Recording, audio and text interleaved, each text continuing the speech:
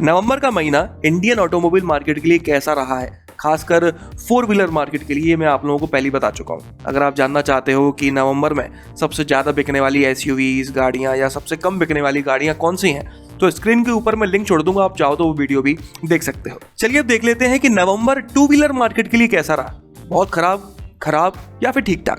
तो चलिए शुरू करते हैं। 10th पोजीशन पर है टीवीएस की अपाचे, जिसकी 28,608 28,608 यूनिट्स बिकी हैं पूरे महीने में पूरे भारत के अंदर।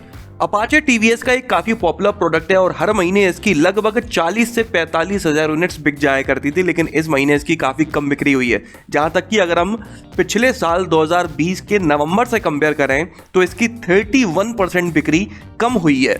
हाल फिलहाल मार्केट में इस गाड़ी के 5 वेरिएंट्स अवेलेबल हैं। अगर मैं प्राइसिंग की बात करूं तो ये गाड़ी लगभग 1,06,000 रुपए से शुरू होकर 2,60,000 रुपए तक की मिल जाती है। इसके बाद 9th पोजीशन पर है सुजुकी का स्कूटर एक्सेस। इस स्कूटर की 42,481 42,481 यूनिट्स बिकी हैं पूरे भारत में। वैसे तो इस स्कूटर की भी सेल्स कम हुई है, लेकिन बहुत ज्यादा अंतर नहीं है। पिछले साल के नवंबर के कंपैरिजन में इसकी सेल्स 6.8% कम हो पाई है। हाल फिलहाल मार्केट में इस स्कूटर के भी 2 वेरिएंट्स अवेलेबल हैं। अगर मैं प्राइसिंग की बात करूं तो ये लगभग 75,000 रुपीज से शुरू होकर 83,600 रुपीज तक का मिल जाता है एक्स शोरूम न्यू दिल्ली के हिसाब से। 8th पोजीशन पर है टीवीएस का मोपेड एक्सएल 100। इस मोपेड की 42,558 42,558 यूनिट्स बिकी हैं पूरे भारत में। मुझे जहां तक ध्यान है, इस मोपेड की 60 से 70,000 यूनिट्स हर महीने काफी प्यार से बिक जाया करती थी। पिछले साल के नवंबर से कंपेयर किया जाए तो इस मोपेड की 39.8% सेल्स कम हुई है। तो आप देख सकते हो इस डेटा से कि सिर्फ 4 व्हीलर्स की ही नहीं, 2 व्हीलर्स की भी चारों तरफ से लगी पड़ी है। इस मोपेड की प्राइसिंग की बात करूं तो दिल्ली के एक्स शोरूम प्राइसेस के हिसाब से ये लगभग 41,000 रुपीज से शुरू होकर 52,000 रुपीज तक का मिल जाता है। 7th पोजीशन पर है टीवीएस का स्कूटर जुपिटर।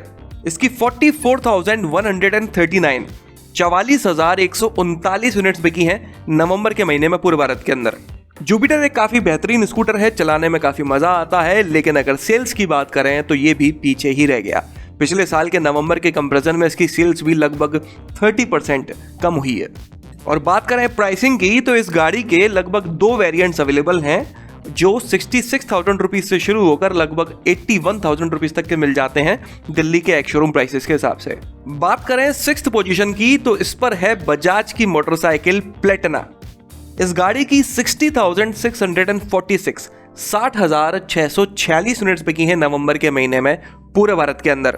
प्लेटिना इस लिस्ट की इकलौती ऐसी मोटरसाइकिल है जिसकी बिक्री पिछले साल के कंपैरिजन में पहले से ज्यादा हुई है, वरना हर किसी गाड़ी की बिक्री पहले के कंपैरिजन में कम ही हुई है। नवंबर 2020 के कंपैरिजन में प्लेटिना की बिक्री लगभग 45.8% ज्यादा हुई है बॉस। इस डेटा को देखकर लगता है कि प्लेटिना के आगे जल्दी ही कोई भी टिकने नहीं वाला। अगर बात करें प्राइसिंग की तो हाल फिलहाल मार्केट में इस गाड़ी के 2 वेरिएंट्स अवेलेबल हैं जिनकी प्राइसिंग लगभग 59,000 रुपीज से शुरू होकर 68,000 रुपीज तक की है दिल्ली के एक्स शोरूम प्राइसेस के हिसाब से।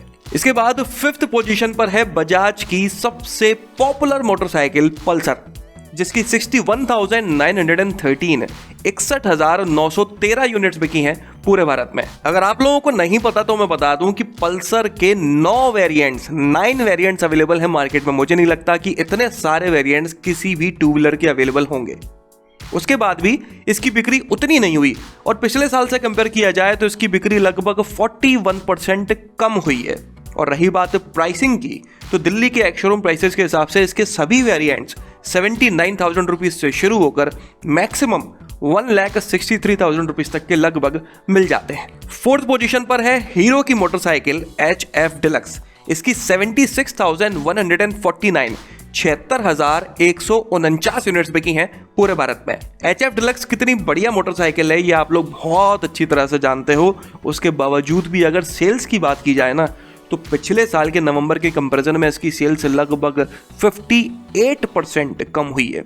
मतलब कि सबसे ज्यादा बुरा असर HF डिलक्स की सेल्स पर ही पड़ा है।